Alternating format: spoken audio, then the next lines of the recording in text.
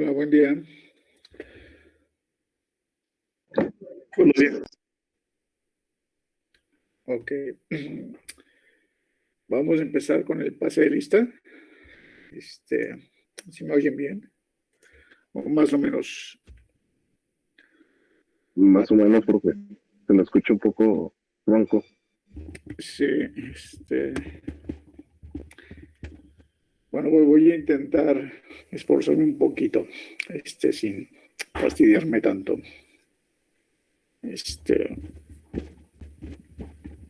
Nada más aumentenle ahí su volumen, ¿no? Por favor.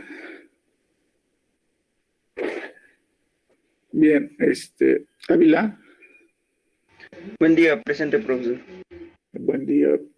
Azúa,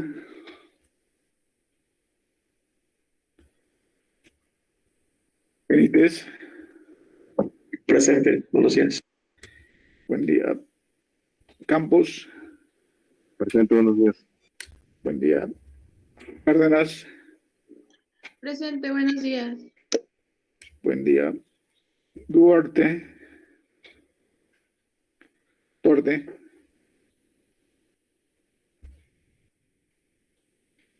Ada,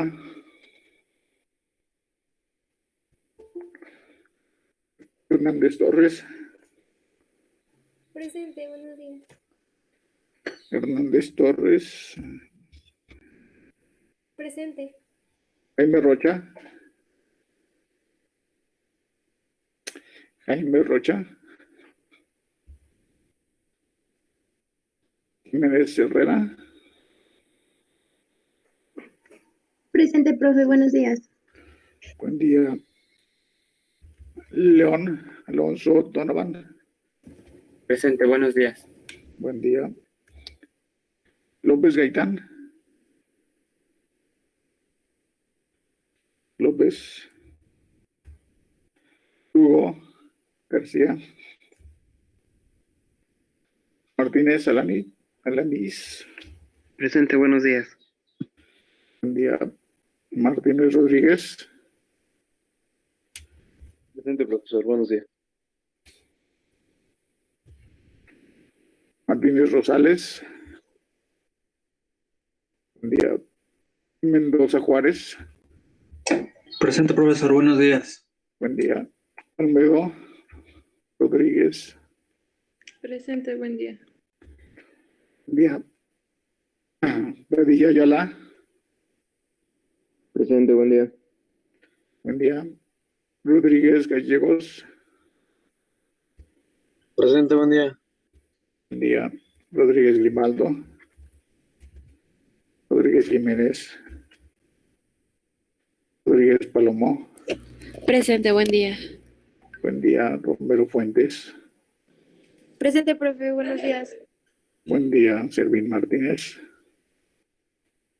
Montserrat,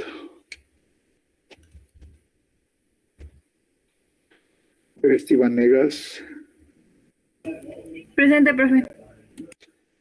Vargas Arroyo,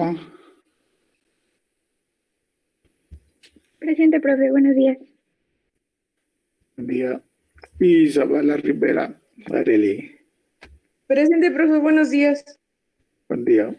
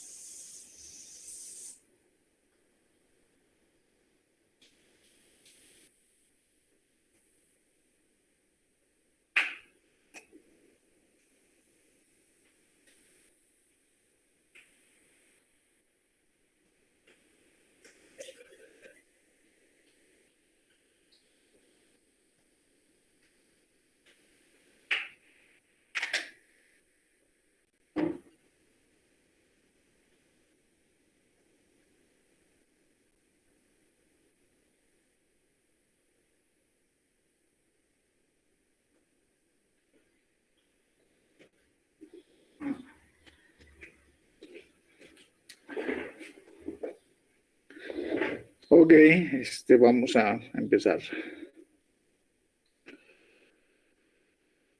Bueno, la clase pasada vimos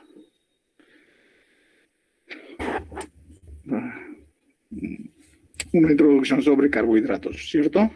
¿Preguntas sobre ello?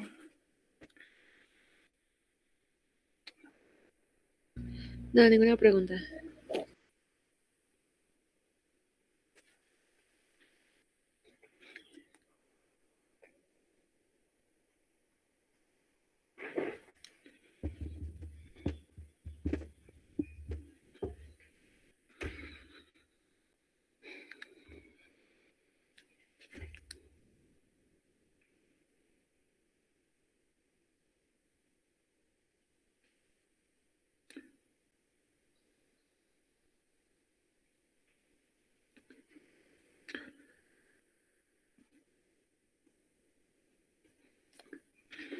Bueno, estuvimos viendo algunos carbohidratos, polímeros, vimos algunos ejemplos, terminamos también con el uso industrial de algunos de ellos y bueno, lo que les debe quedar claro es de que son las moléculas más abundantes que tenemos en la naturaleza. De ellas se sintetizan toneladas, miles de toneladas todos los días y son usadas también, pues prácticamente a ese mismo ritmo en diferentes ámbitos. Sin embargo, también nos encontramos asociados con otras moléculas, no como carbohidratos per se, como entidades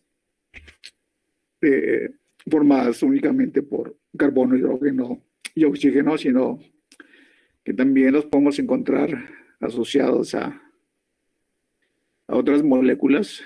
Por ejemplo, los podemos encontrar asociados a proteínas. Y pues aquí tendríamos a las glicoproteínas y tienen una función muy particular, una función específica. Generalmente es para una forma de marcar las proteínas y darles cierta identidad, además de ciertas propiedades físico-químicas. Entonces, muchas de las bacterias, de los virus, hongos, incluso en el mismo reconocimiento celular de nuestras propias células, se basa en la identificación de residuos de carbohidratos en proteínas de membrana. Y pues eso, por ejemplo, es el culpable de que ciertos órganos sean compatibles entre individuos o no sean compatibles. Y es importante para la donación de órganos porque en la superficie de nuestras células, nuestros tejidos, tenemos carbohidratos que nos identifican como un sistema único. Y claro, único en el sentido de entidad, porque puede haber otras entidades que se parezcan y que sean compatibles las células y los tejidos. Tenemos como ejemplo también al factor RH, los grupos sanguíneos, y funcionan de la misma manera. Entonces, no se puede donar órganos, tejidos tan fácilmente. Se tienen que hacer estudios de compatibilidad. Pero con la sangre es un poquito más sencillo porque existen esos estudios y son bien conocidos. Entonces aquí, por ejemplo, vamos a tener un grupo principal que es el ORH, Aquí, ¿quiénes son O?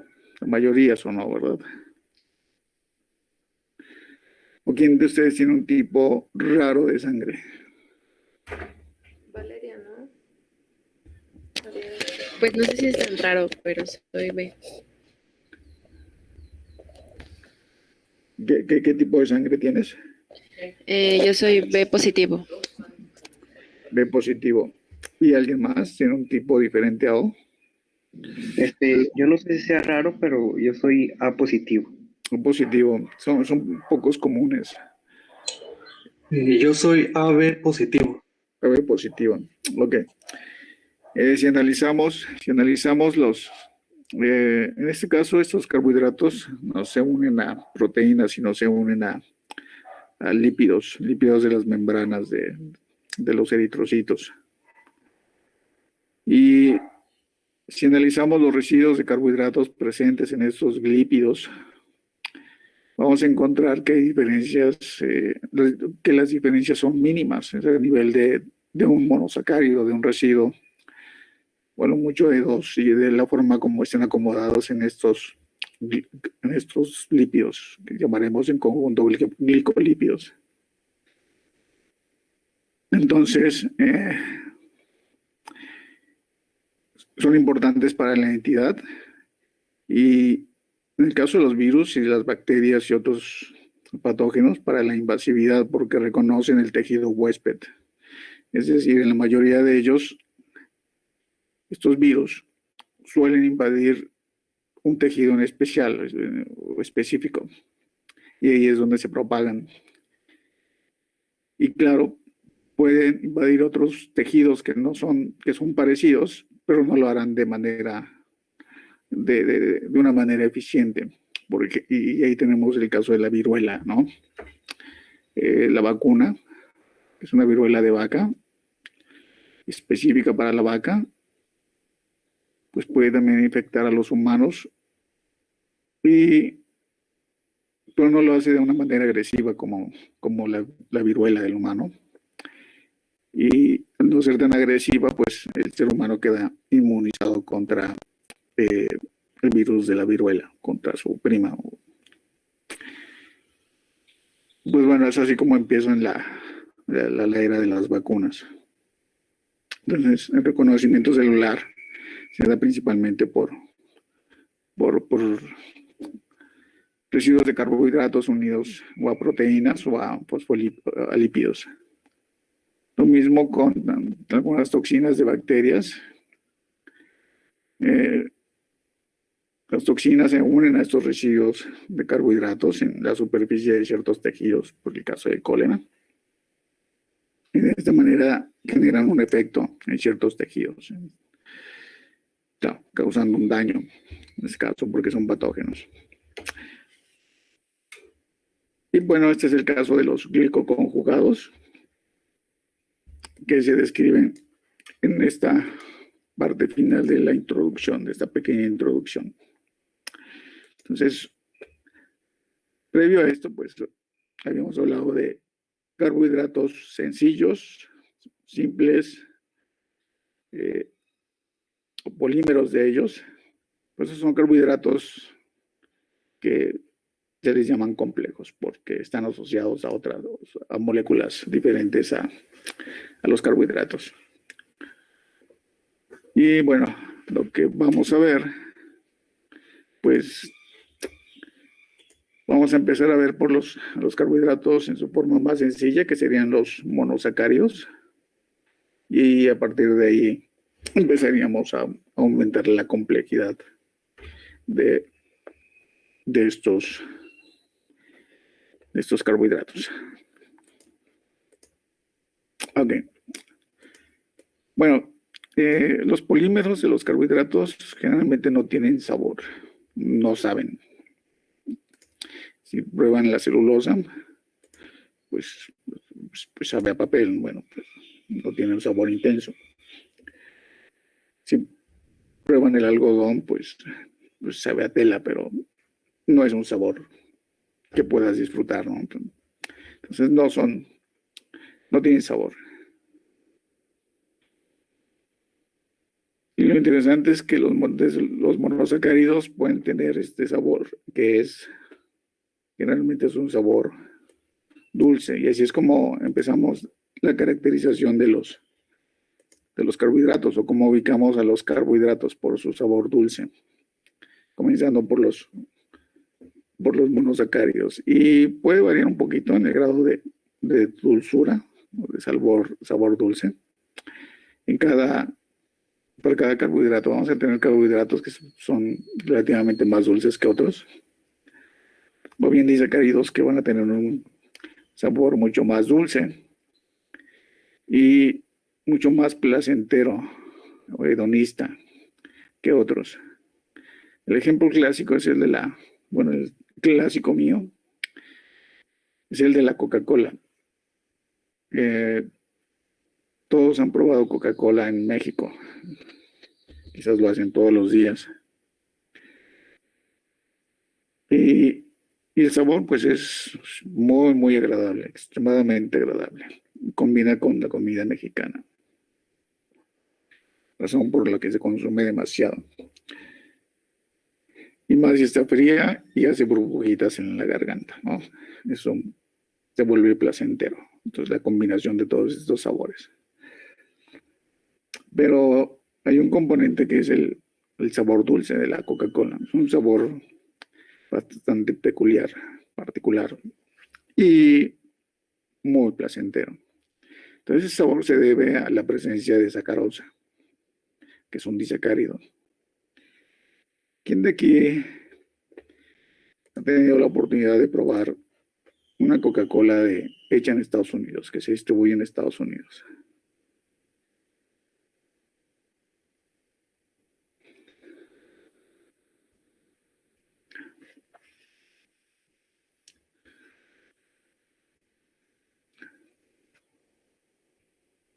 ¿Ninguno de ustedes? No, la verdad no. Pero ¿quién sí ha podido probar una Coca-Cola de Gringolandia?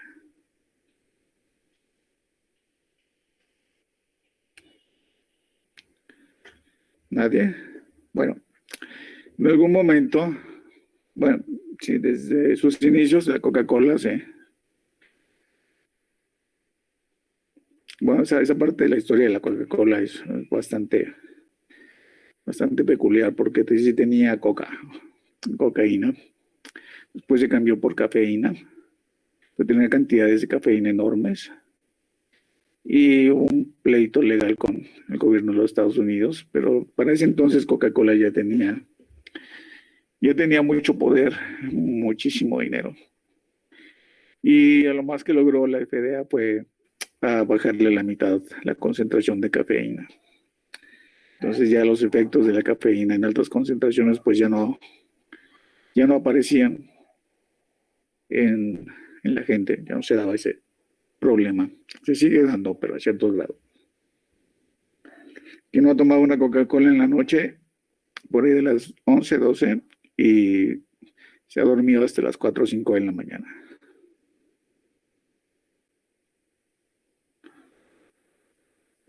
Para estudiar para los exámenes, un traguito de Coca-Cola.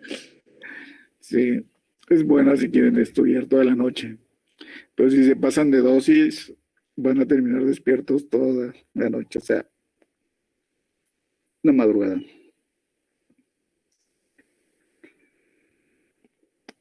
Bueno, ese efecto pues se debe a la cafeína, y pues es la misma cafeína que encontramos en el café. Pero pues el querer ganar más dinero pues siempre ha sido un objetivo de todas las empresas, ¿no? Y Coca-Cola no se escapa de ello, de hecho son los principales. Entonces decidió en algún momento cambiar la sacarosa, el disacárido, por alta fructosa. Y la alta fructosa es un carbohidrato monosacárido que se obtiene de la hidrólisis de diferentes polímeros de este carbohidrato. Se puede obtener de maíz y pues de muchos otros granos. Y a diferencia de la sacarosa, no es un sólido blanco, sino es un líquido transparente, altamente viscoso. Y el argumento para convencer a la gente de que tomara Coca-Cola con alta fructosa, después otras bebidas también lo incorporaron, fue que, pues si la fructosa está presente en las frutas, y eso era bueno si comías frutas, pues sería igual de bueno tomar una Coca-Cola con fructosa. Esa es la lógica que usaron. Y pues convenció. El problema es que el sabor de la alta fructosa es bien diferente al sabor de la sacarosa. Entonces el sabor de la sacarosa es mucho mejor que el de la alta fructosa. Y si comparas la Coca-Cola de Estados Unidos con el de México, en términos de sabor, de hedonismo, lo que comentaba Valentín del umami o la potencialización del sabor, la Coca-Cola de México es varias veces mucho más sabrosa y deliciosa que la de Estados Unidos. ¿Cuántas veces? No sé, 10, 15, 20, 2, 3 veces, no lo sé, pero es varias veces más sabrosa. Y han hecho estudios con ratones o ratas en los laboratorios en donde les dan a escoger. Y a las ratas les encanta la Coca-Cola de México. Estudios científicos. Y por ahí otros utilizan esta prueba para hacer otro tipo de experimentos. Pero bueno, esa es la parte del estudio del sabor en animales. Y claro, en el mismo ser humano se extrapola. Y por ahí tenemos a la maltosa. La maltosa es un disacárido. Es azúcar de malta. Y es mucho más sabrosa que la sacarosa. Entonces, todos conocen las malteadas. Aquí las chicas han probado malteadas. Sus novios los han invitado a malteadas. ¿No? Sí, Sí, nos Bien. había comentado, ¿no? Que antes las malteadas realmente eran de maltosa y que pues Sí. ahorita ya no por la cuestión de reducir costos, ¿no? Ajá. Pero en México le ponen azúcar de caña. Y pues el sabor de la malteada es como la de un licuado vil, pero bueno, frío y con hielito. Bueno, casi frappé. No tan frappé. Pero si tú vas a Estados Unidos y pides una malteada en ciertos lugares buenos, la malteada es una bebida increíble, pero créanme, increíblemente deliciosa por el azúcar de malta que utilizan. Es la maltosa. Desde luego, mucho, mucho más caro que la sacarosa. Y esa es la parte del hedonismo de los carbohidratos. Y tenemos otros carbohidratos, por ejemplo, el que nosotros trabajamos, que es la trealosa, que ese es más o menos un poquito amargo, o sea, es dulce, pero un poquito amargo. Y está presente en los hongos como el huitlacoche. Y yo creo que es una de las razones de por qué el huitlacoche tiene ese saborcito medio amargo. Por la trealosa. Pero sigue siendo dulce. Entonces, el sabor dulce es una propiedad gustativa de los monosacáridos y disacáridos principalmente. Y claro, no tienen color. Cuando son sólidos, el color es blanco, cristalino, porque forman cristales. Y al tener un gran número de grupos hidroxilos, hace que estos mono y disacáridos sean altamente solubles en agua. Son muy solubles en agua. Bueno, eso lo sabemos porque lo vemos todos los días, ¿no? Cuando preparamos nuestras aguas para la comida, o el café, o el té, o bueno, para los que nos gusta el sabor dulce. Y son insolubles en solventes no polares, es decir, no puede solubilizar monosacáridos y disacáridos en aceite, ¿no? O en gasolina o petróleo o algún líquido de este tipo. Entonces son altamente solubles en agua y son insolubles en solventes polares. Y pues esto le da una característica, una propiedad físico-química funcional, pues no solamente en las células, en los tejidos, sino pues bueno, lo que se puede hacer en la industria de alimentos, por ejemplo, la formación de glases, el azúcar glass para las diferentes presentaciones de pasteles, muffins, etcétera. O bien puedes hacer una capa para recubrir productos y puedes combinarlo con muchos más. Por ejemplo, con el latte para hacer latte, utiliza azúcar, escaleras, etcétera. Pero bueno, esta es la propiedad físico-química que se utiliza de los carbohidratos para la industria alimenticia.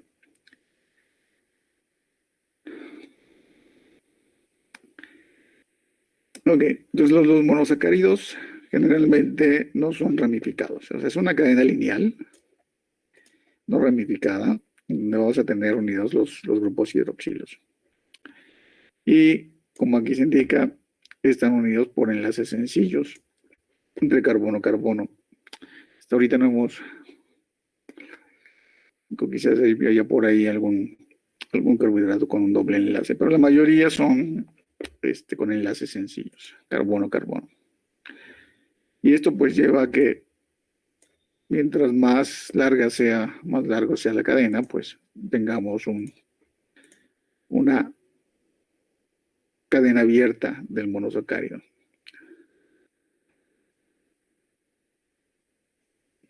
Y recuerden que los monosacáridos los carbohidratos tienen un grupo carbonilo.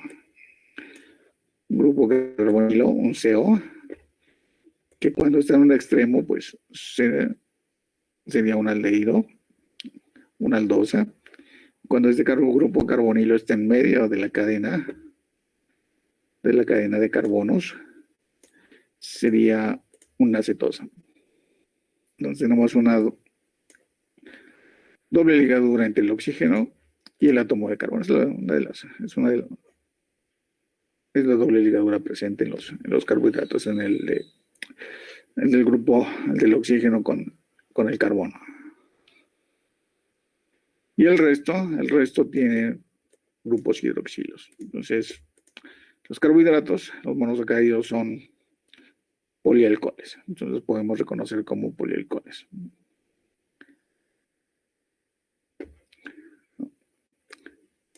Ok, entonces aquí está lo de los aldehídos, aquí está lo de las cetonas. Es una aldosa, si tiene un aldehído, y es una cetosa si tiene un grupo ceto. Recuerden que los grupos ceto también se conocen como grupos oxo. Bueno, ¿cuántos carbonos puede tener un monosacárido? El mínimo que se reconoce es 3. Y de ahí podemos tener hasta 7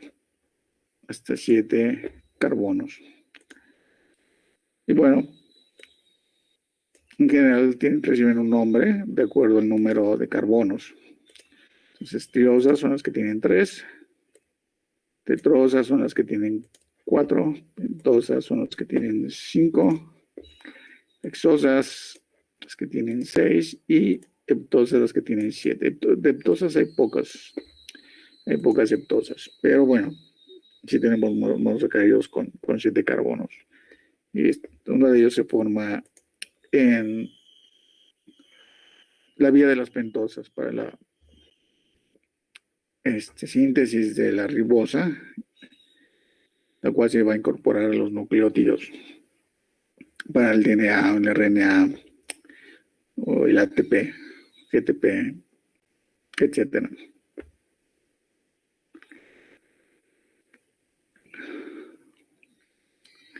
Entonces, los carbohidratos van a tener generalmente un centro quiral. Y la pregunta que es, ¿cuál es la regla que debemos de considerar para que una molécula presente quiralidad o no la presente? Lo vimos en... Que tenga su forma D y L.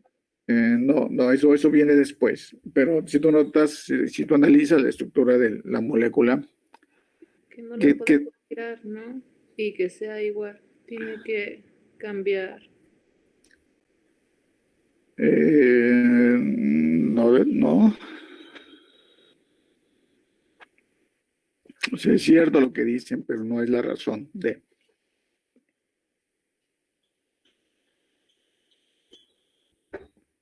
¿Puede repetir entonces la pregunta? Si ustedes analizan una molécula de un carbohidrato monosacárido, ¿qué característica debe tener para considerar el carbohidrato una molécula quiral? O sea, tiene un centro quiral, pero ese centro quiral, ¿qué características debe tener?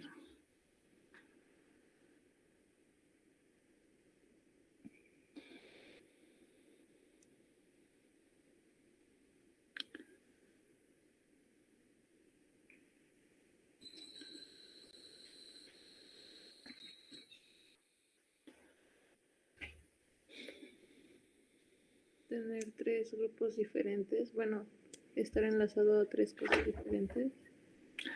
Debe tener 4 sustituyentes diferentes. Ok. Entonces, eso es lo que debe tener un centro quiral. Entonces, tienes un átomo central, que sería el carbono, desde luego. El átomo central es el carbono, pues estamos hablando de monosacáridos. Y si analizas los grupos que están unidos a este carbono central y caes o determinas, encuentras que son diferentes, entonces estaríamos hablando de un centro ¿qué? Un centro quiral.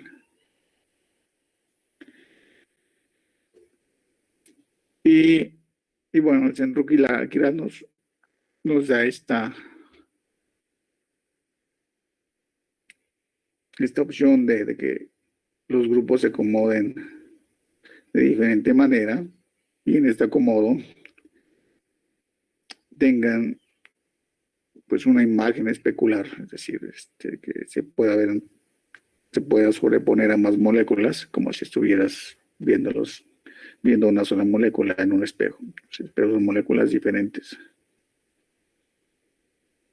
Y bueno, aquí tenemos el gliceraldehído. Tenemos la forma D y la forma L que mencionaban anteriormente, que es de bógira o de estrógira, por la desviación de la luz polarizada hacia la izquierda o hacia la derecha. Entonces, bueno, si analizamos cómo están distribuidos los grupos en este carbono central, pues vemos que difieren en la posición de uno de ellos, ¿no? El hidroxilo y el hidrógeno. Y eso hace que sean imágenes especulares. Y ese sería el centro quiral. Entonces aquí tenemos diferentes formas de representar a la molécula, desde esferas con palitos o las proyecciones de Fischer, estas con líneas, los enlaces covalentes del carbono y las de perspectiva. Las de perspectiva nos dan una mejor idea de la quiralidad del gliceraldehído. Porque los triángulos negros rellenos nos indican que esos dos grupos están viendo hacia nosotros y los que son los que están cortados, están viendo hacia atrás. Y el carbono está en medio, entonces ahí tenemos un plano. Entonces, tenemos grupos que están hacia nosotros, tenemos grupos que están hacia atrás. Y bueno, la imagen especular está ahí. Y pues esto que nos lleva a que vamos a poder tener un determinado número de... Si ustedes consideran cada uno de los carbonos, de los monosacáridos como centro quiral, pues vamos a tener por esta imagen especular pues diferentes monosacáridos y un número elevado de estas moléculas. Entonces aquí hay una regla que si tienes un centro quiral, pues vas a tener dos moléculas, solamente dos. Entonces el gliceraldehído solamente tiene un centro quiral, que sería el carbono. Entonces, si analizan el resto de los carbonos, no son quirales. El CHO no es quiral, ¿por qué? Porque no es quiral. Porque tienes un grupo ceto. Entonces hay tres grupos unidos a este carbono. Y tiene que ser 4 para que sea quiral. El que está presente aquí, pues sí, tiene 4 diferentes sustituyentes. Y el último, el CH2OH, no es quiral. ¿Por qué no es quiral? Porque tiene 2 hidrógenos unidos. Entonces, si analizamos la estructura, 2 son diferentes, pero 2 son iguales. Los hidrógenos son iguales, son idénticos. Y entonces, este grupo, el que está sombrado en azul, no es quiral. Pero, por ejemplo, si tenemos algunas, identificamos con el caso de esta aldohexosa, 4 centros quirales, entonces 2 a la 4 pues es 16. Tendríamos 16 diferentes ¿qué? Monosacáridos. Tendríamos 8 dextrosas y 8 levosas.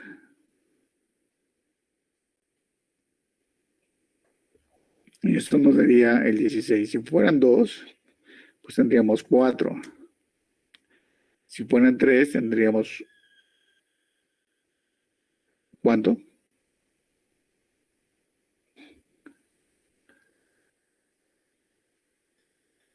8. Y si tuviéramos 5, ¿cuánto sería?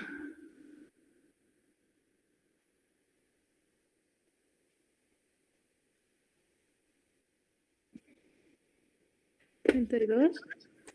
32. Bueno, vamos a ver. Si fueran 5 sería, a ver. 2 por 2 por 2 por 2 por 2, ¿cuánto da?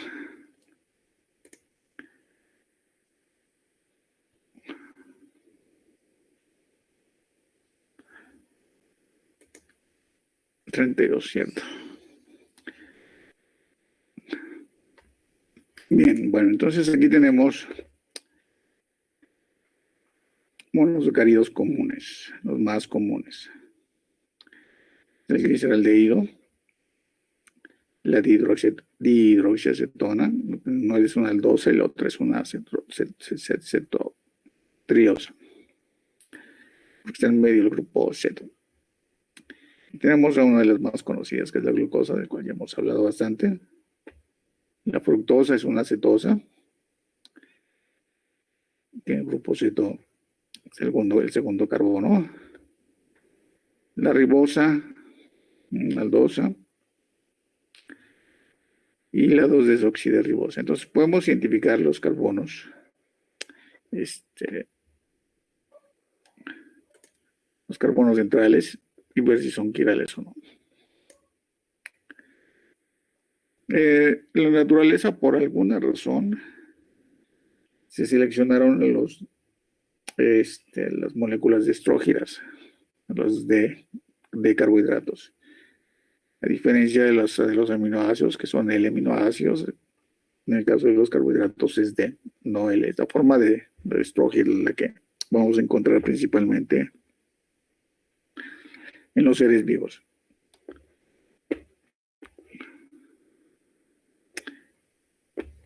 Entonces vamos a pasar a revisar las de aldosas. Recuerden que vamos a tener también la forma L, pero no nos interesa la forma L, porque pues no es la que vamos a encontrar, presente en organismos. Entonces el gliceraldehído, pues recuerden, es 2 a la 1 y es 2, y solamente hay una forma D, el de gliceraldehído. Y de las tetrosas, pues sería 2 por 2, 4,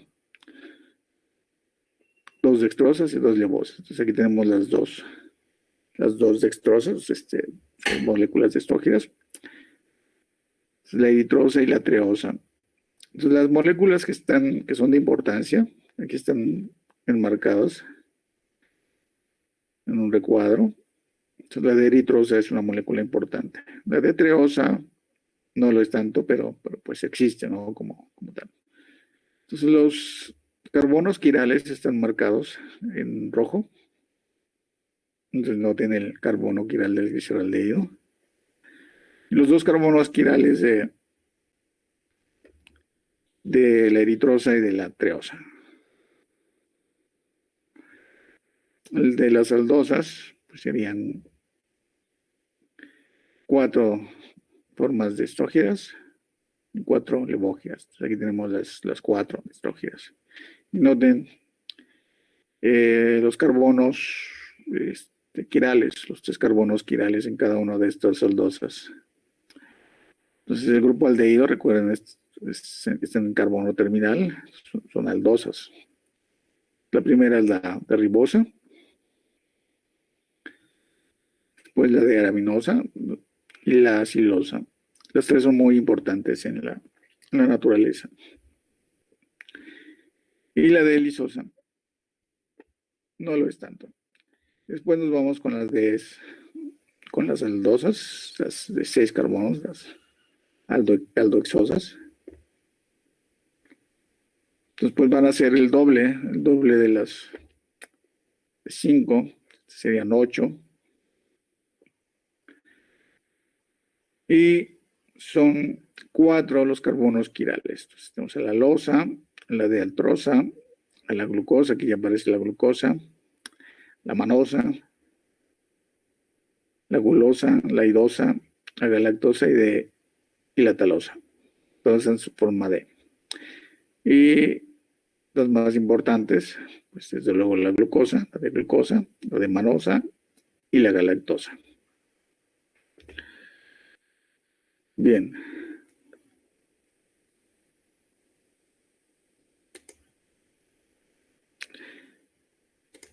Y bueno, lo mismo con las cetosas.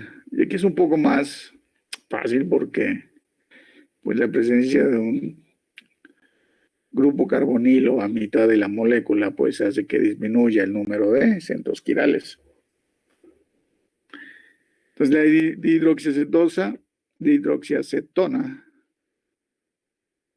no tiene centros quirales. No es una molécula quiral.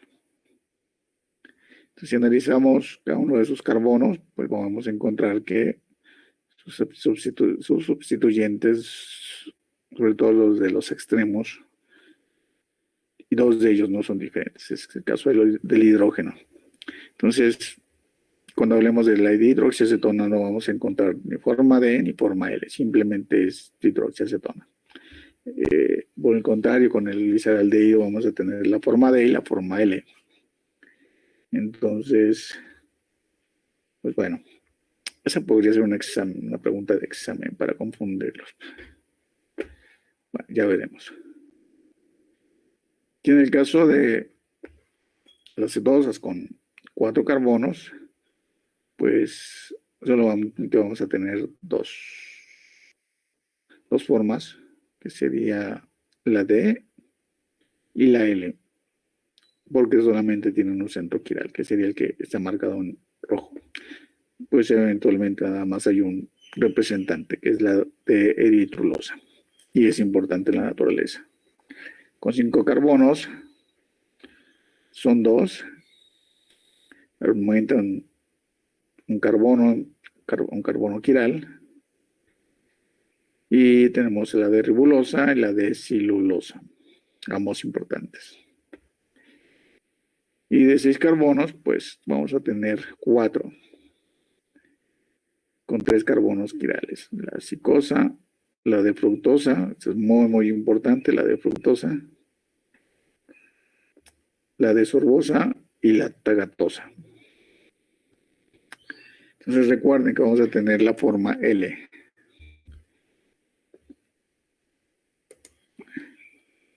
Ok, ¿hasta aquí alguna duda?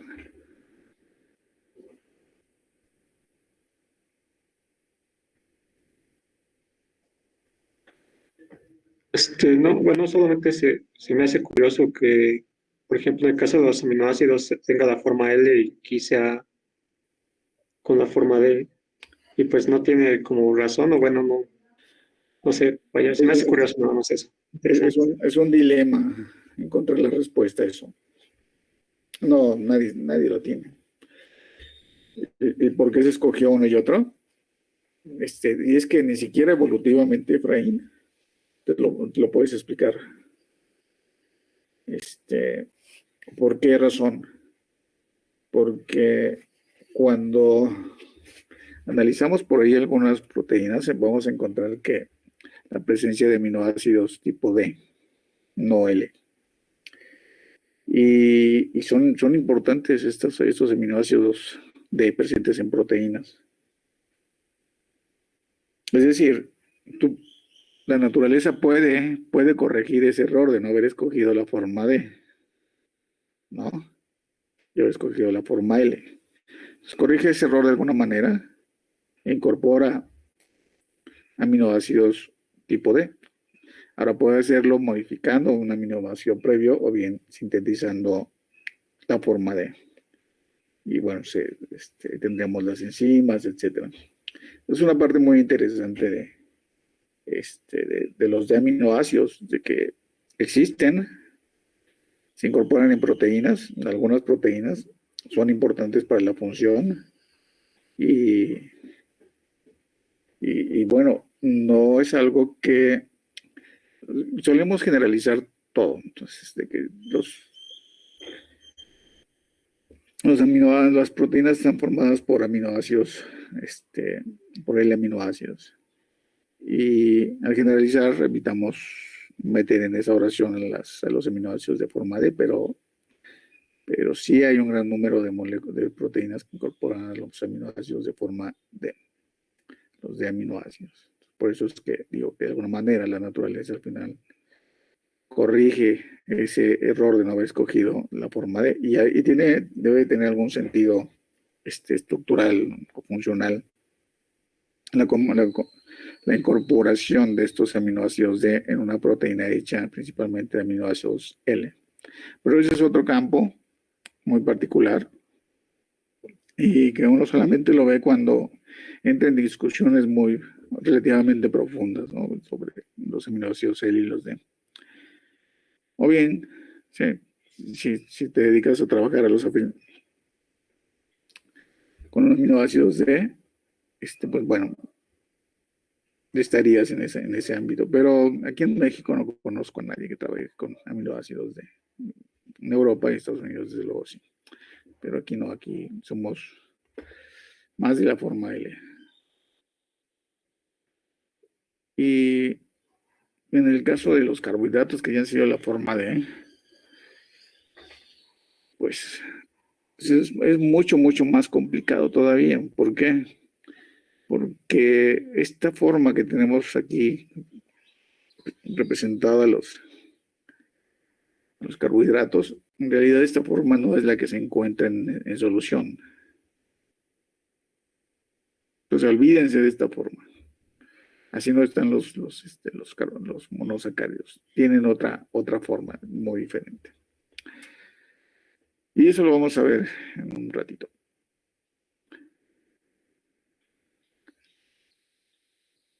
Epímeros.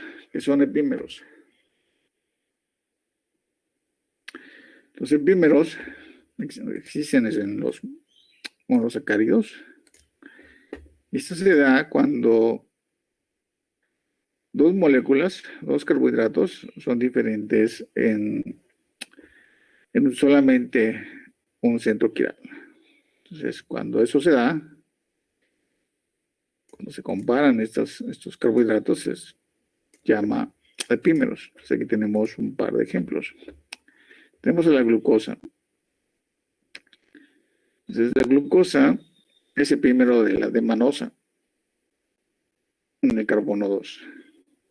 Entonces, si notan, si comparamos a la manosa con la glucosa, en el carbono 2 tenemos el hidroxilo colocado del lado izquierdo en el caso de la manosa, y del lado derecho en el caso de la glucosa. Entonces son moléculas prácticamente idénticas y solamente dividen la posición de ese hidroxilo al otro lado de la molécula. Si comparamos ahora la galactosa con la glucosa, pues son moléculas casi idénticas y difieren solamente en la posición del hidroxilo en el carbono 4. Entonces la glucosa y la galactosa son epímeros en el carbono 4. Pero si comparamos a la manosa con la galactosa, encontraremos que estos no son epímeros.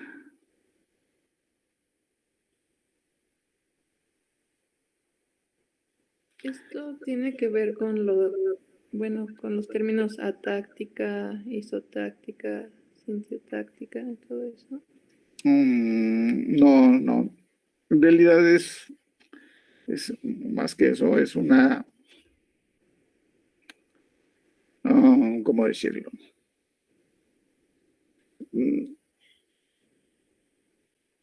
Es una herramienta de comparación solamente. Y al final, en lo personal, se me hace inútil, ¿no? El decir que sean epímeros. Porque difieren en la posición de un hidroxilo, ¿no? Un carbono en la molécula. Pero funcionalmente, pues son relativamente parecidos, ¿no? Relativamente parecidos. O sea, estructuralmente son relativamente parecidos y funcionalmente pueden ser bien diferentes. Recuerden a los ¿cómo se llama?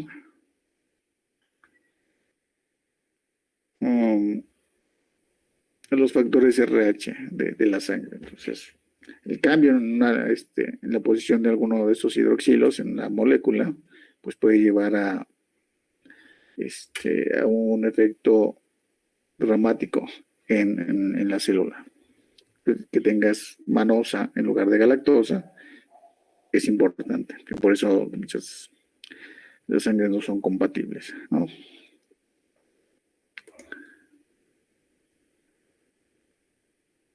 Ok. Y tenemos casos en donde hay formas L, igual como en los aminoácidos hay forma D. En los carbohidratos tenemos forma L, pero no son muy comunes. La L-arabinosa, pues la forma de Bóquira. Lo interesante es que esta sí es muy importante, la arabinosa. Pero ustedes lo van a ver en algunas ocasiones más adelante, siendo parte de algunas estructuras, sea de bacterias o de algún otro organismo. Por ejemplo, los glicoconjugados, que eso es lo muy común que tenemos en las bacterias. Bien. Entonces les comentaba que la forma lineal que veíamos acá arriba de los monosacáridos Es una forma que utilizamos para representarlo, pero esta forma no existe, no se da en la naturaleza, no las vamos a tener así. Es una forma de representarlos. Lo que en realidad tenemos es una combinación entre la forma acetal y la forma hemiacetal y la forma lineal. Entonces sería un equilibrio entre todas estas formas. Y pues esto está descrito en estas reacciones, que es la formación de estructuras que vamos a llamar hemiacetales o hemicetales, dependiendo de qué es lo que tengas. Si tienes un aldehído, es un hemiacetal y después te da el acetal. Si hay la combinación con otro carbohidrato. Pero la forma hemicetal es la forma principal. En el caso de la acetona o cetosa, es la hemicetal. Entonces, hemiacetal cuando tenemos un aldehído y hemiacetal cuando tenemos una cetosa. Entonces, lo que tenemos es la combinación de este grupo aldehído con el alcohol para dar una forma cíclica en ambos casos, en la aldosa y en la cetosa. Y es esta reacción que tenemos aquí, la ciclización de los monosacáridos. Tú tienes tu molécula de monosacárido, en este caso es la glucosa, y tú colocas esta glucosa que está en polvo, la colocas, está cristalizada, y colocas en el medio aquoso, y va a formar este anillo. Entonces vamos a tener dos formas. Dependiendo de la posición que tenga el grupo hidroxilo resultante de la formación del hemiacetal. Ajá. Entonces el grupo cetoaldehído reacciona con el hidroxilo. Entonces el grupo cetoaldehído, en este caso el aldehído, reacciona con el hidroxilo y forma la forma hemicetal o hemiacetal. Pero el hidroxilo resultante, tenemos acá arriba, puede caer en un plano, arriba del plano o abajo del plano, dibujado en el carbono carbonilo. Carbono-carbonilo, que es el carbono que tenía el grupo carbonilo, es el carbono-carbonilo. Entonces, este hidroxilo puede caer arriba o puede caer abajo porque está girando.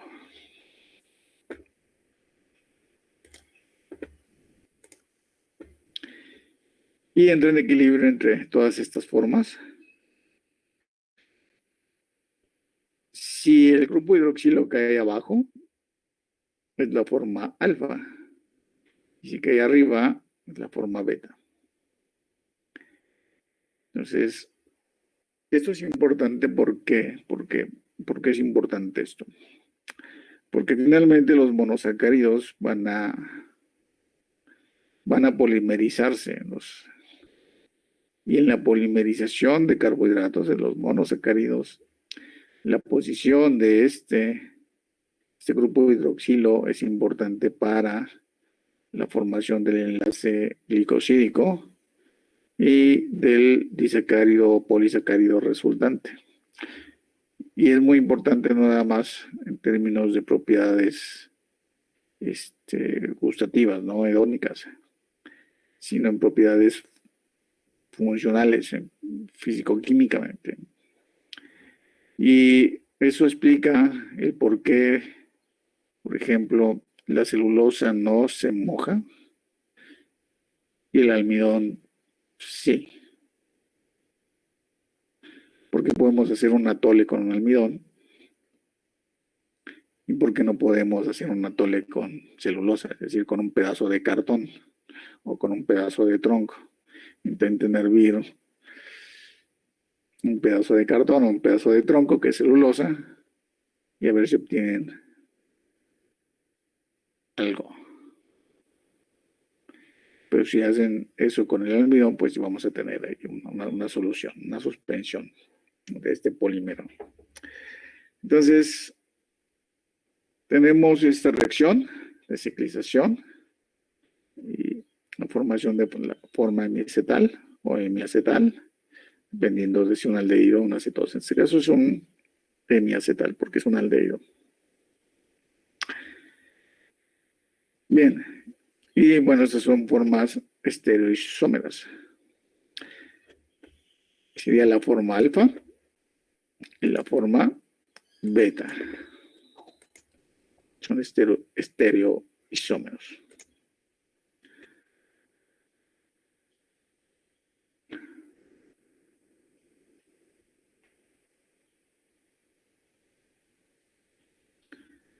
Entonces, ¿cuál sería el carbono anomérico?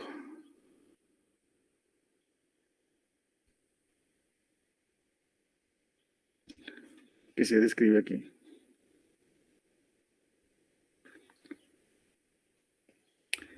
El carbono anomérico sería este carbono, el carbono en el cual gira el hidroxilo, y el giro tiene un nombre.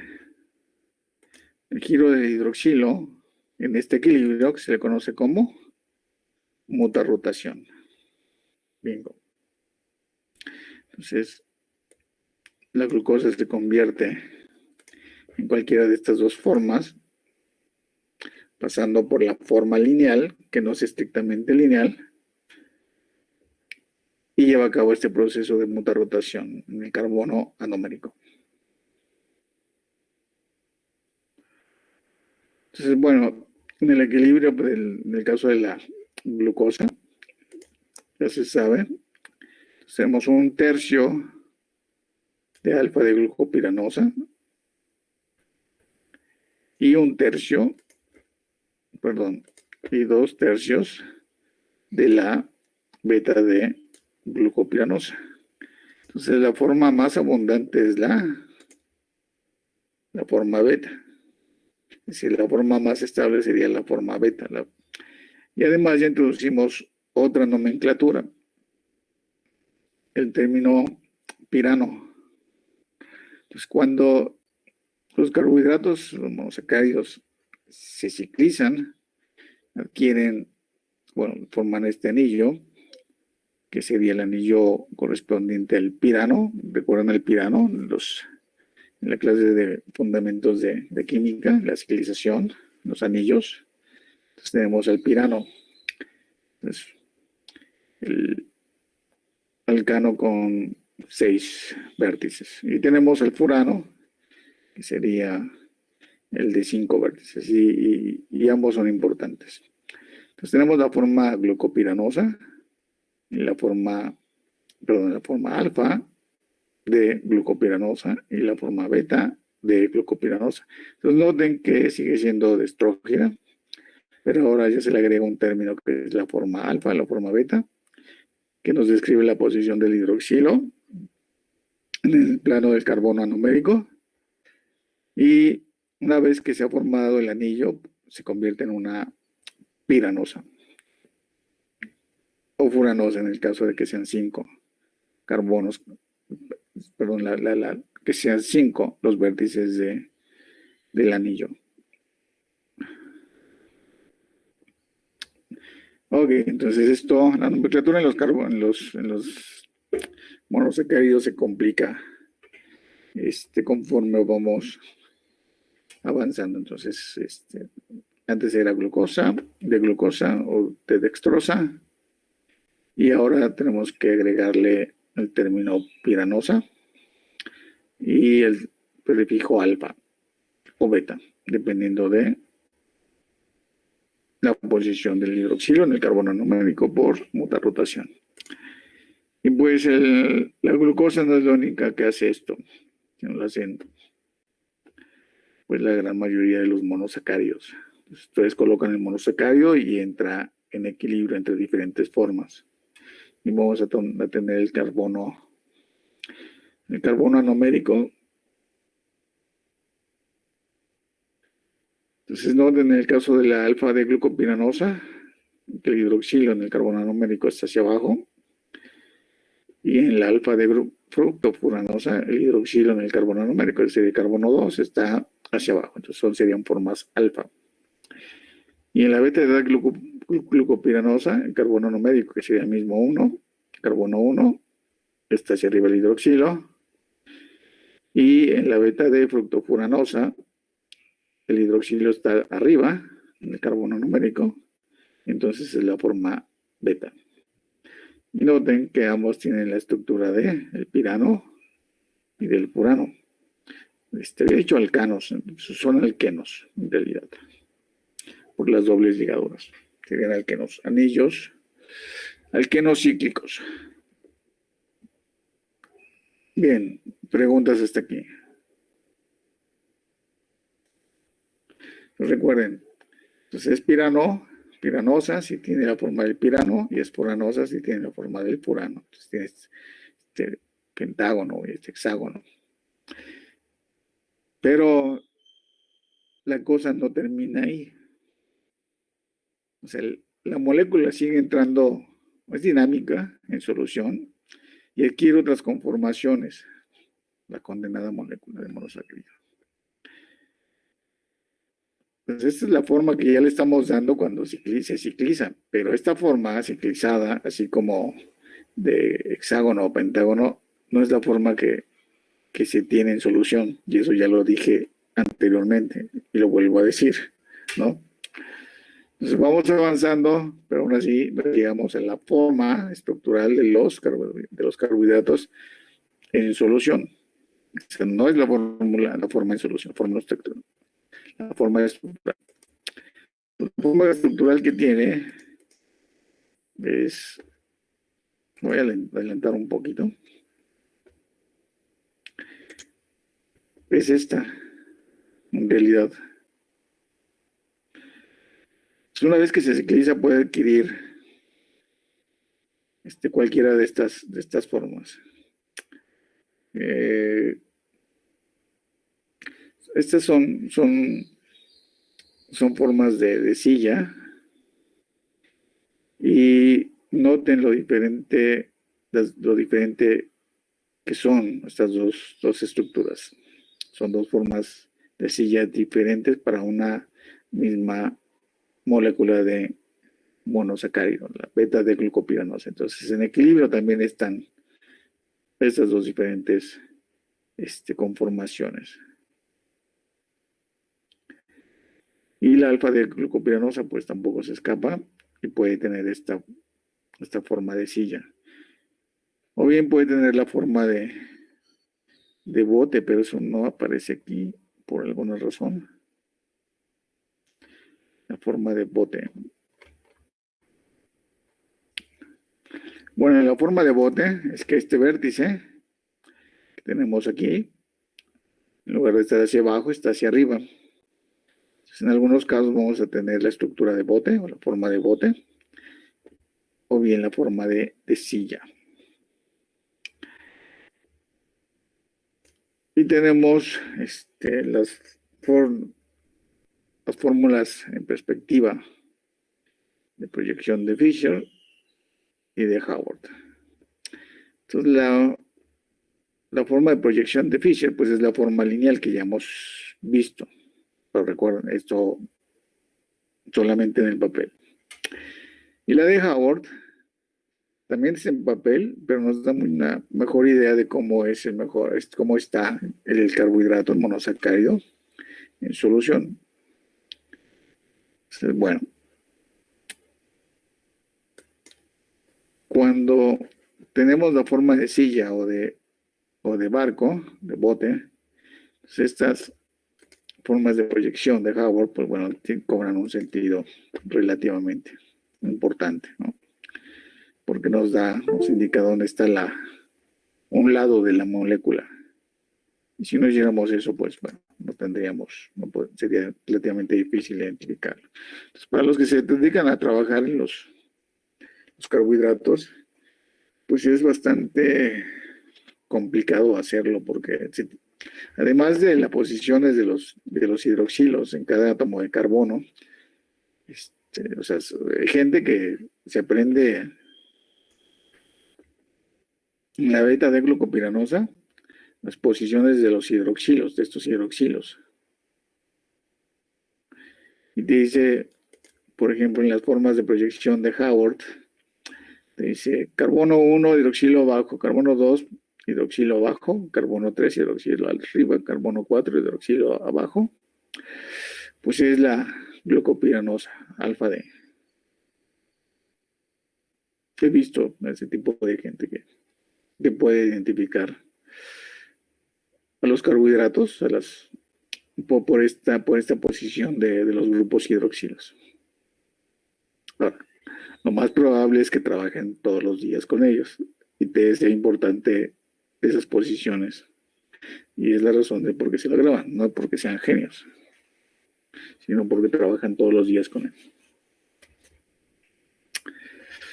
¿O qué creen ustedes? ¿Que sí son genios? Bueno, probablemente sí hay algunos genios por ahí. Ok, ¿cómo convertir la proyección de Fisher a la de Howard?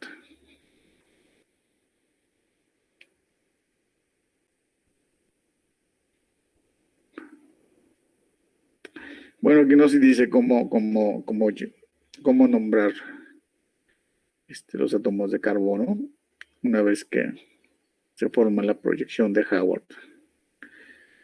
Pues bueno, los carbonos en sí ya están enumerados. Entonces, una vez que se forma la forma hemicetal, recuerden, se cicliza esto. El grupo ceto, el carbonilo, o aldehído, se une con el hidroxilo del último carbono y se cicliza. Y forma estas estructuras piranosas o furanosas. Listo, ¿ya aburridos?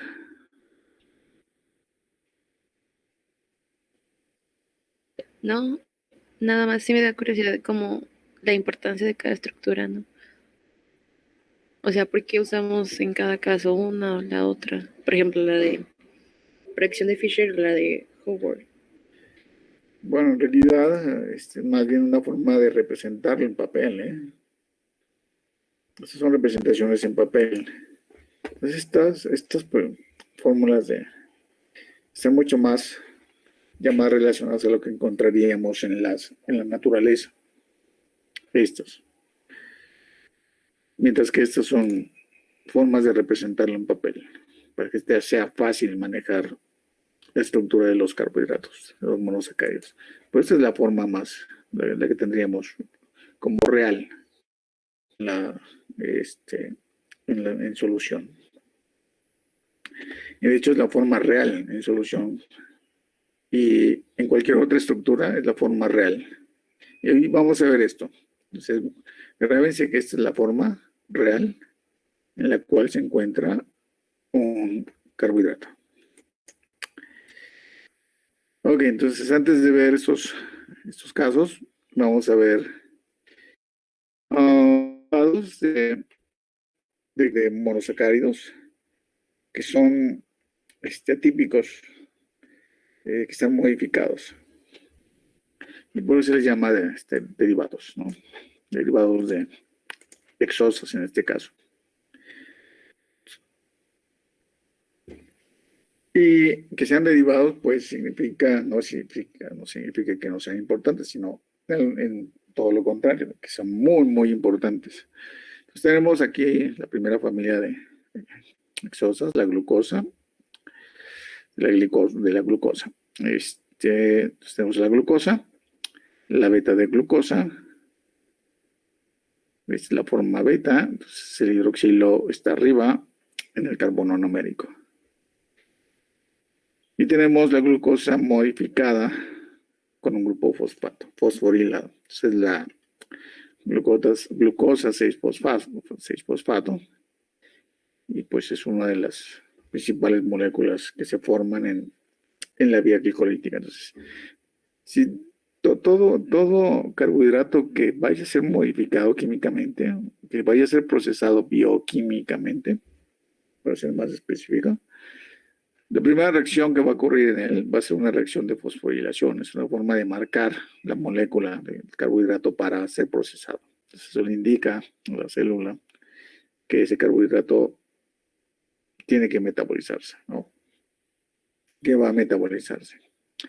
Entonces, que mientras no entre a la célula, la glucosa puede andar como tal, como glucosa. Y es por eso que tenemos glucosa en sangre. Lo que te miden en sangre es glucosa.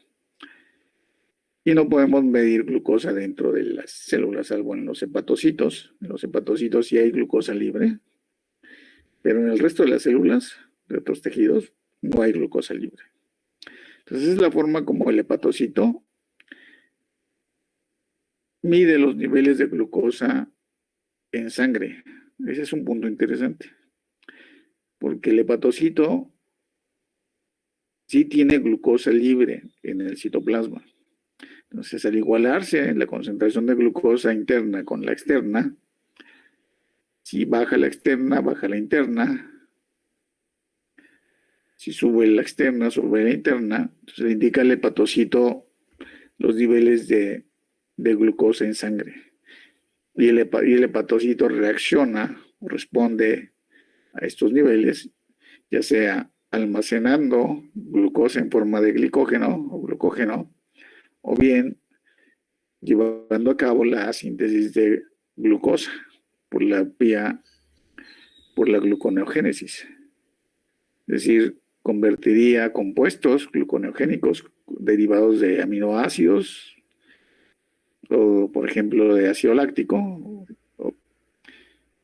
para formar glucosa. Es así como el hepatocito nivela o ajusta nuestros niveles de glucosa en sangre. Por eso te mantienes ciertas concentraciones. ¿Cuál es la concentración de glucosa en sangre? Normal. ¿Alguna idea?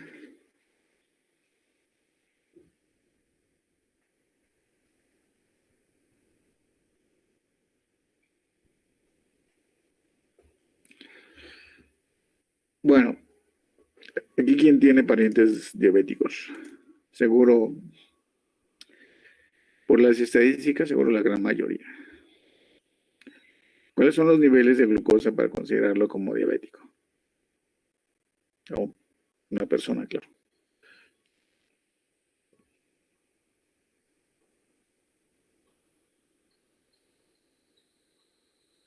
Prediabético.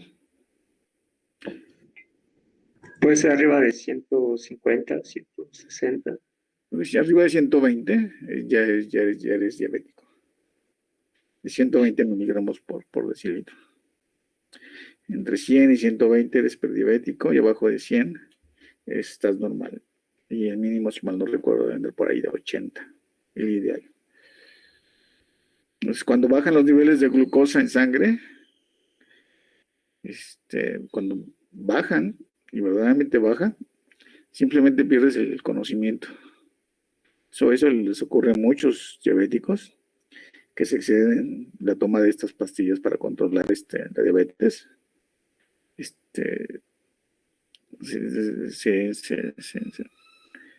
Se le bajan los niveles de glucosa de tal forma que el cerebro ya no le llega la suficiente glucosa y moles, te vas.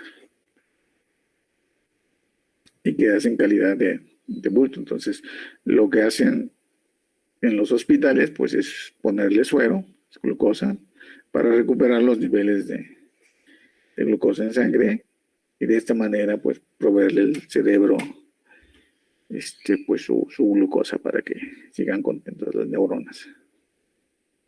Entonces, mucha glucosa no es buena, pues, pero es más tolerable que poca glucosa. Si es muy No sé de qué sea más fácil morir, si de poca glucosa o de mucha glucosa. Creo que es de poca glucosa. Pero bueno, no me crean mucho, porque de eso, pues no he visto. Y si lo vi, ya se me olvidó. Ok, entonces tenemos la familia de la glucosa es fosfato, y vimos un poquito de la regulación de la glucosa en sangre, ¿no? Los niveles. Pues tenemos otros derivados de la glucosa, como la glucosamina. Entonces, ese grupo hidroxilo es diferente. En lugar del grupo hidroxilo tenemos un grupo amino, entonces es un carbohidrato básico. Tenemos a la N-acetilbeta-D-glucosamina, estos son componentes de la pared celular de bacterias. Entonces, tenemos el grupo acetilo, que deriva del acetato, de un ácido carboxílico, el ácido acético, que ya conocen ustedes porque lo vimos, unido al grupo amino de lo que antes sería la glucosamina. Entonces termina siendo el N-acetilbeta-D-glucosamina. Indica todavía aquí la posición del hidroxilo en el carbono anomérico. Y tenemos otros aminoácidos derivados que son el ácido murámico y el ácido N-acetilmurámico. Entonces aquí tenemos ya mayores modificaciones y son aminoácidos.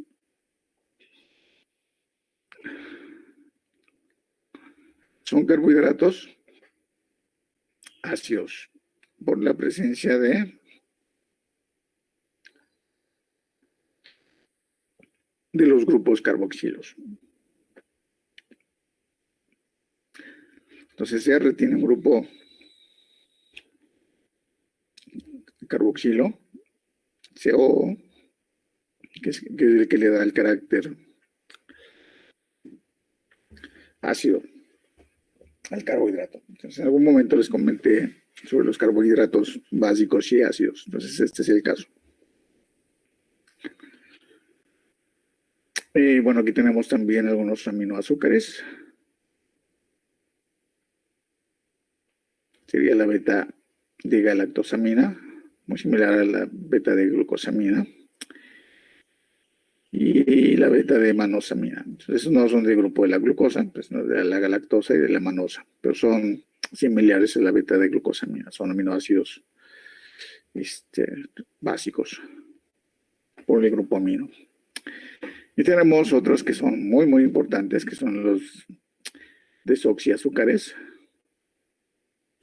como la L-fucosa y la ramnosa. Entonces, no tienen el grupo hidroxilo, en lugar de este grupo hidroxilo tienen un grupo metilo. Y bueno, este grupo metilo, lo importante de esto es que hace a la molécula del carbohidrato, la hace más. A ver, si un grupo hidroxilo hace que sea soluble en agua, la molécula, grupo metilo, hace que sea, ¿qué? Más o menos soluble, el carbohidrato. Menos, ¿no? Menos solubles. Claro, entonces los grupos metilos en esos carbohidratos, esos desoxiazúcares, hace que estos carbohidratos sean menos solubles y tienen una función particular, la metilación de carbohidratos o la metilación de ciertas moléculas. Por ejemplo, en el caso de la duplicación del DNA en bacterias, están todas las enzimas presentes en el núcleo, de tal manera que siempre la duplicación se llevaría a cabo.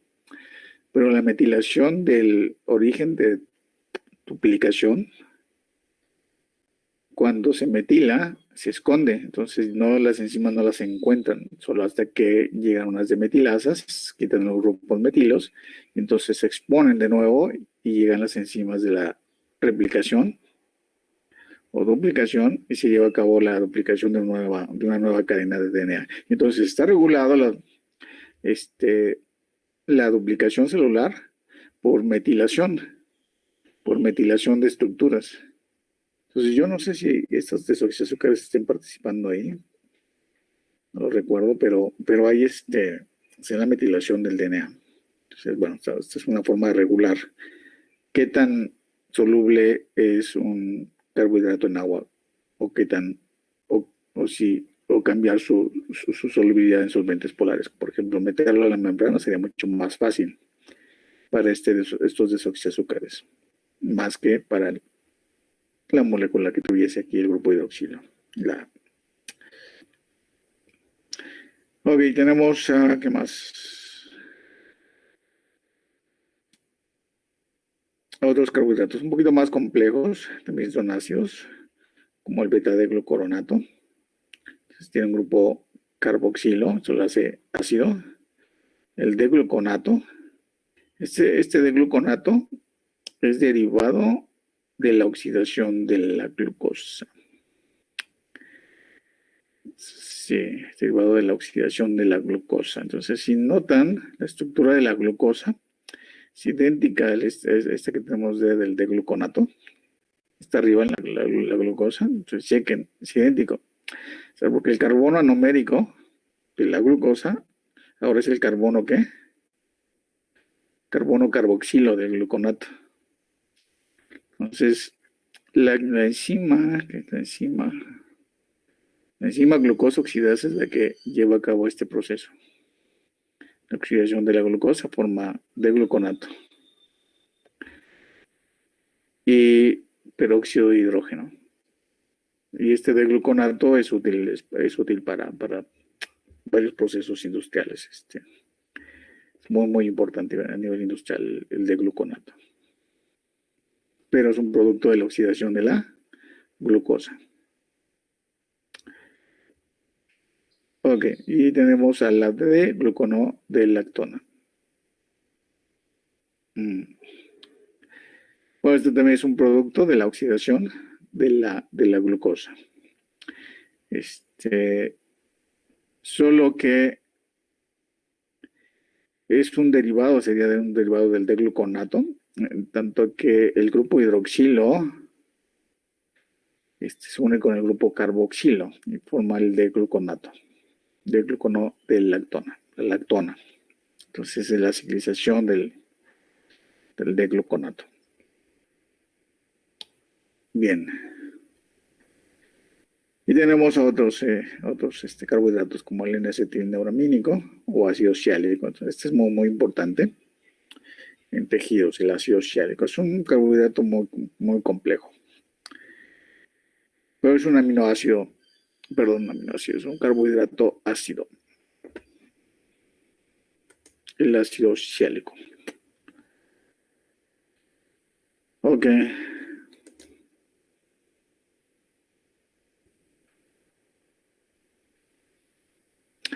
Ok, pues aquí está descrito lo que les había comentado. La N-acetilglucosamina y el N-acetilmurámico son componentes de la pared celular de las bacterias. Y el N-acetilneuramínico, el ácido siálico y la fucosa son componentes de las cadenas de oligosacáridos de las glicoproteínas de mamíferos, los tejidos. Vamos a tener un montón de ácido siálico y de fucosa.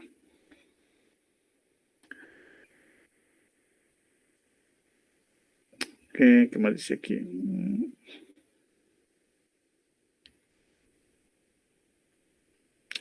Ok, bueno, lo demás ya está visto. Y bueno, ¿cómo se mide el nivel de glucosa en sangre? Pues se mide por una enzima que se llama glucosa oxidasa, que ya había descrito. Resulta de la oxidación de la glucosa. Bueno, lleva a cabo la oxidación de la glucosa, más oxígeno y nos da la D-glucono de lactona, que es lo que habíamos comentado acá. Pasa por gluconato y termina en D-glucono de lactona, la forma cíclica. Y forma el peróxido de hidrógeno. Ok. Entonces, se liberan electrones y esos electrones son censados por un sistema eléctrico y al final te va a dar una determinada cantidad de señal. Y es lo que nos da en la pantalla de los glucómetros, ¿no?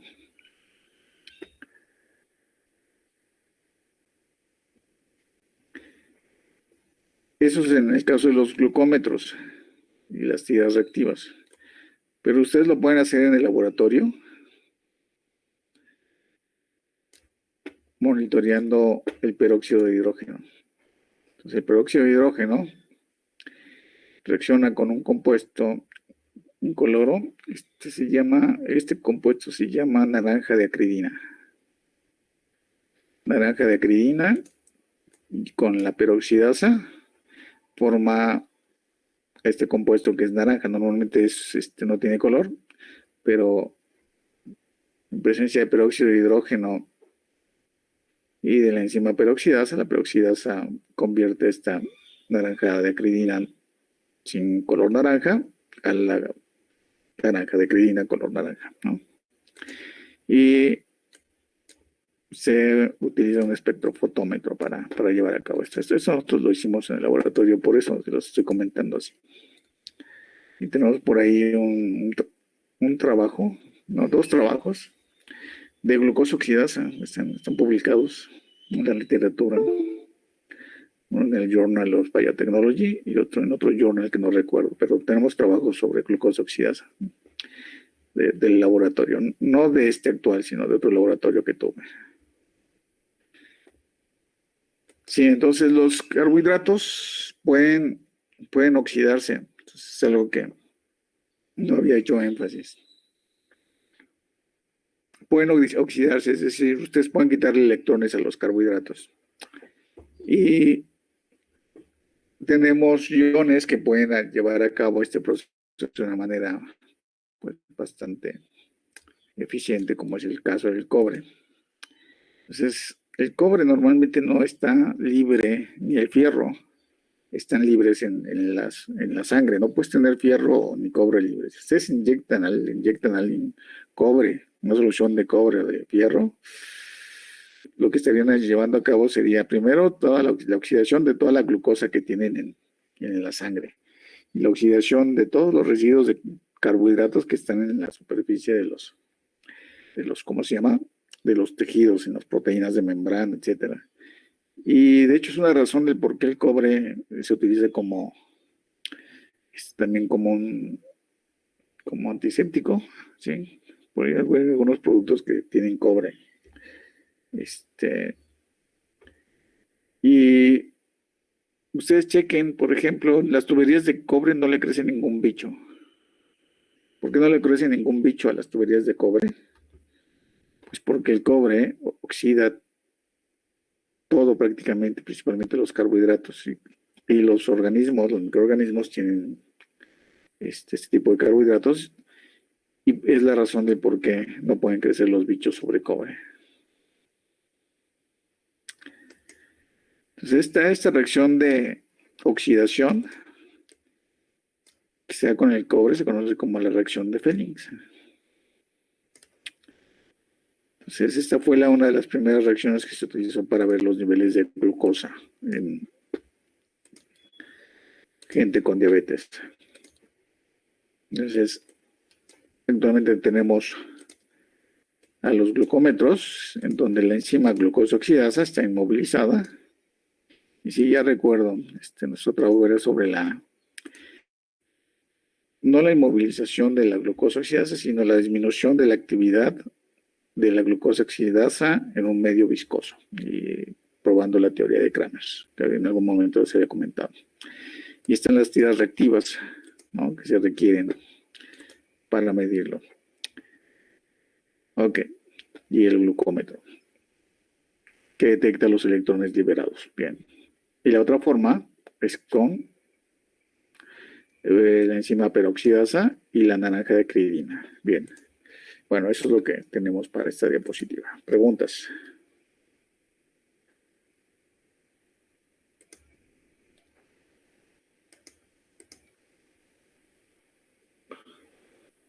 Entonces recuerden, los carbohidratos reaccionan fácilmente con iones como el cobre y el fierro,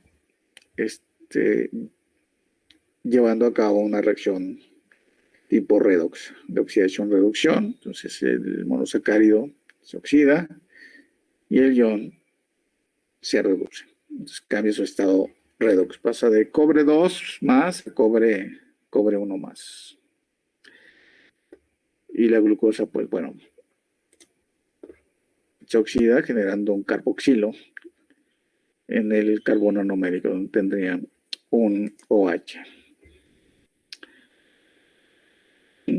Se puede encontrarlo, tenemos las tiras reactivas y la reacción esta con peroxidasa para formar un compuesto colorido.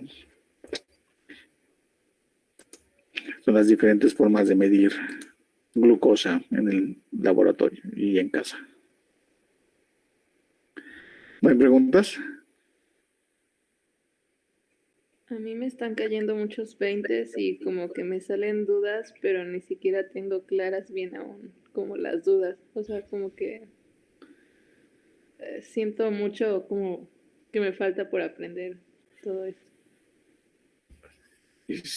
Pues sí, es un poquito complicado porque tienes que conectar un montón de puntos. Y lo haces conforme gradualmente vas avanzando en esto, ¿no? O sea, tú puedes leer el libro y te aprendes esto, pero que lo vuelvas a leer y lo entiendas y sepas por dónde vas, por dónde caminas, pues no es tan fácil, es un poco difícil. Entonces sí tienes que haber trabajado previamente con algo de ello, o reconocer que existen ciertas formas ciertas técnicas que utilizan ciertos principios, en este caso la reacción con cobre, o bien la oxidación per se con glucosa oxidasa, los diferentes métodos o formas de medir la glucosa sanguínea. Entonces, si te haces unas pruebas de niveles de glucosa, lo más probable es que utilicen esta de peroxidasa en un laboratorio o bien esta otra, la de la reacción de Fehling. Pero pues si tienes el glucómetro en casa, que no sé, algunos de ustedes deben tenerlo, pues va a utilizar la glucosa oxidasa inmovilizada y la tira reactiva. Y van a medir el flujo de electrones. Y ese flujo, pues bueno, les va a dar un número en la pantalla. Bien, pero entonces los carbohidratos se oxidan. Y es una de las razones de por qué el cobre no está libre en el medio, en la sangre. No pueden tener cobre libre. Entonces, estos pacientes que les comentaba que tienen problemas con el transporte de cobre, pues la enfermedad de Wilson, estos pacientes acumulan el cobre que absorben de la dieta en el hígado, y como no puede distribuirse,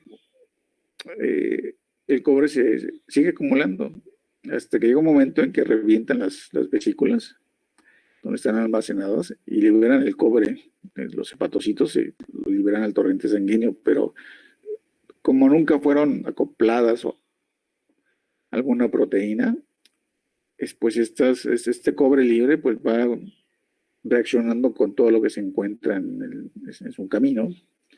Generalmente son con carbohidratos, y esto genera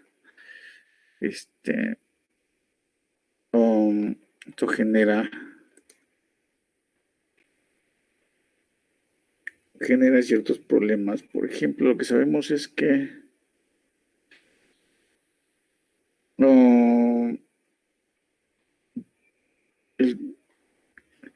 los tejidos generalmente están súper ramificados, tienen un montón de oligosacáridos en su estructura externa, que es el medio externo, y son como arbustos. Imagínense, son como arbustos estos oligosacáridos, y se imaginan el cobre libre, estos cobres libres como esferitas, porque son iones, quedan atrapados en estos arbustos, o sea, en la maraña de oligosacáridos. Y lo interesante es que retienen su poder o su capacidad de oxidorreducción, su poder redox. Es decir, siguen reaccionando con lo que le llegue en donde estén ahí atrapados.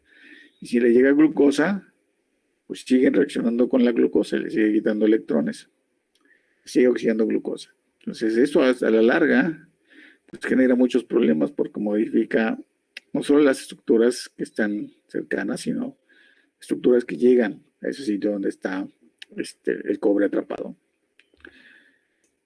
Y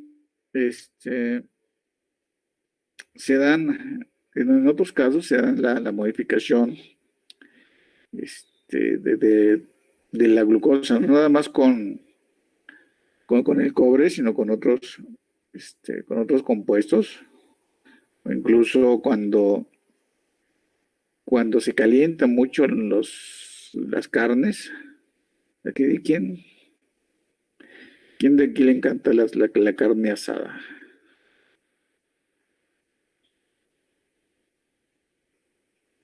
A mí sí me gusta. Bueno, a todos les debe de gustar la carne asada. Y las carnitas, estas que son cocinadas en baños de aceite, como, no sé, las carnitas, las papas fritas. Entonces, todas terminan con un color doradito, ¿verdad? ¿Sí o no? Sí.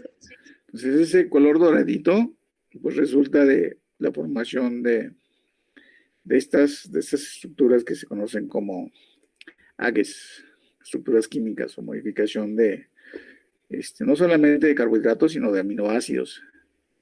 Son Advanced Glycation and Products, son productos avanzados de la glicación,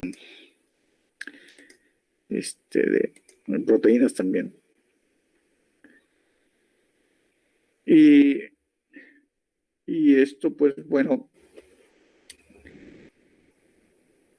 en bajas cantidades, pues no hay mucho problema, pero si empiezas a consumir muchos productos que tienen este tipo de modificación química, a la larga puede ser pues, puede darte problemas. Entonces, por ejemplo, aquí te colocan toda la vía de la modificación química. Entonces, tienes tu hemoglobina glicosilada, tu glucosa, se forma esta base de Schiff, después esta otra molécula, la 2B, después esta cetonina y después la hemoglobina glicosilada. Y de ahí una serie de reacciones hasta llegar hasta los AGEs. Se llevan entre cruzamiento con otras proteínas y se llevan a cabo un montón de reacciones que todavía no sabemos cuáles son, por eso están los símbolos ahí. Y estos productos dañan, o sea, noten que no es una molécula como tal. Conocemos los pasos que llevan a estas moléculas, pero otros pasos no, y por eso tiene ese nombre de AGEs, de productos avanzados de la glicación. O sea, no nada más de la hemoglobina, sino de muchas proteínas que tengan por ahí residuos de carbohidratos. Entonces, estos AGEs dañan los riñones, la retina, el sistema cardiovascular. Entonces, en algún momento vas a tener problemas con todos ellos, ¿no? De vista, tus arterias se vuelven más duras porque esos arbustitos que les decía que están en la superficie de los tejidos, que son oligosacáridos, pues se modifican y entonces la función que tenían, pues al ser modificado, pues ya lo pierden, pero sigue permaneciendo la estructura, entonces se vuelve una estructura más rígida. Eso causa problemas cardiovasculares. Lo mismo con las retinas y en los riñones.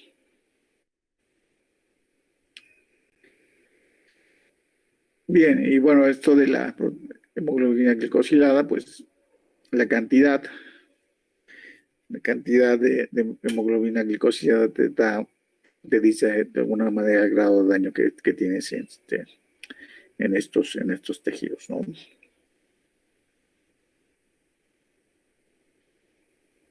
Entonces, como se indica aquí, tú puedes tener, por ejemplo, en diabéticos, donde no se da el control, pues hasta un 13% de hemoglobina glicosilada. Y el promedio es por ahí de 5%, pero a lo que voy es que esta no es la forma final de la proteína, sino este se sigue modificando hasta llegar a formar compuestos muy complejos químicamente, que se van a llamar en general como AGEs. Entonces no es bueno comer papitas fritas. Bueno, sí, pero no tantas. No, solo las suficientes, ¿no? Ni tantas carnitas. Una vez, no sé, al mes o 2 meses, no sé, pero no hay que comer tanto. Frituras, ni carne frita. Porque además no solamente se forman los AGEs, sino se forma un compuesto que se llama, que no se menciona aquí, pues se llama acrilamida.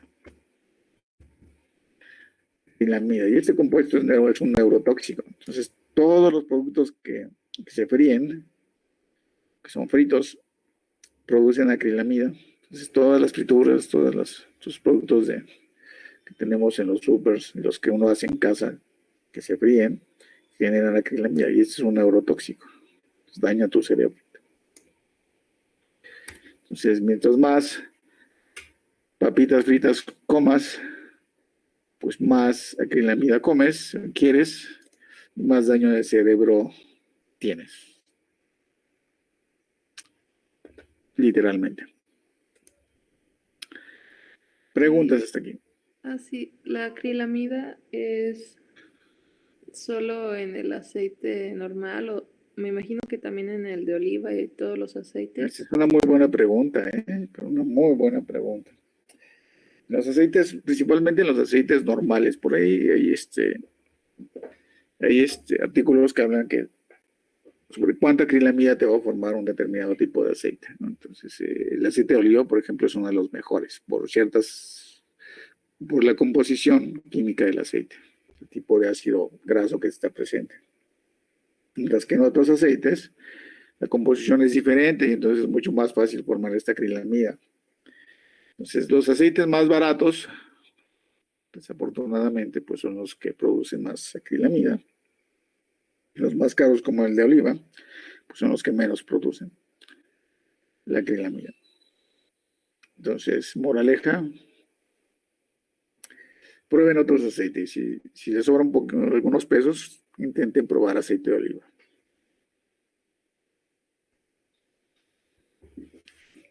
A veces no es posible, yo sé. Y bueno, hay infinidad de aceites, ¿no? Este aceite es de 10 pesos, 15 pesos. En de oliva anda por ahí de 100 pesos el litro, ¿no? Entonces sí, la diferencia en precio es bestial. 10 veces o más. Pero algo intermedio podríamos manejar, no sé, uno de 30 pesos, no sé, 35 o 25 pesos. No tan barato. Sucede como con las bebidas ¿cómo se llaman? Las bebidas alcohólicas. No sé si pasó con ustedes en la prepa o en la secundaria, pero pues, como no hay dinero, o no siempre hay dinero, y están las ganas de beber, claro, pues se juntan los cuates y alcanza para comprar lo que se conoce como un panalito. ¿Quién conoce los panalitos aquí? Efraín. No, profe. De hecho, no había escuchado esa palabra. ¿Un panalito? Sí, pero Sí, también profe. era. Sí, ¿verdad? Existen los panalitos. 15 pesos. ¿El litro o el galón? No, a lo que se le conoce como pachita, Ajá, de 15 pesos. 15 pesos. ¿Y es un litro? Sí, como 900 mililitros, un litro. Pero ¿verdad que sí existen? O sea, ¿y se venden mucho? Sí, es igual que el Tonayán y esas cosas. Sí, y con eso salvas la tarde y armas una buena fiesta. Bueno, armas una fiesta. Eh, ¿Por qué dije que era lo mismo? Sí, por lo barato. Por lo barato. Pues te puedes comprar uno de estos panalitos. O bien te puedes comprar. El vodka ya es barato también, pero bueno, no es tan caro como el panalito. No es tan barato como el panalito. Y un buen mezcal o un buen tequila, pues bueno, puedes tener desde uno de 100 pesos hasta los de, no sé, 1,000 pesos o más, ¿no? Y ahí ya depende. Pero sí están los panalitos de 15 pesos. Entonces, yo la primera vez que vi los alumnos cargando esto, ¿qué van a hacer? Y además, como pues, están tan baratos, no los ponen en botellas de vidrio, ¿no? Están en botellas de ¿qué? En botellas de plástico, ¿no? De plástico, ¿no? Ajá. En botellas de plástico. Entonces es exactamente lo mismo.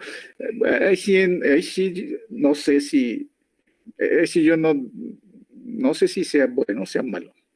O a lo mejor sea igual, ¿no? Probar un panalito que algo más caro. No lo sé, porque nunca he probado un panalito.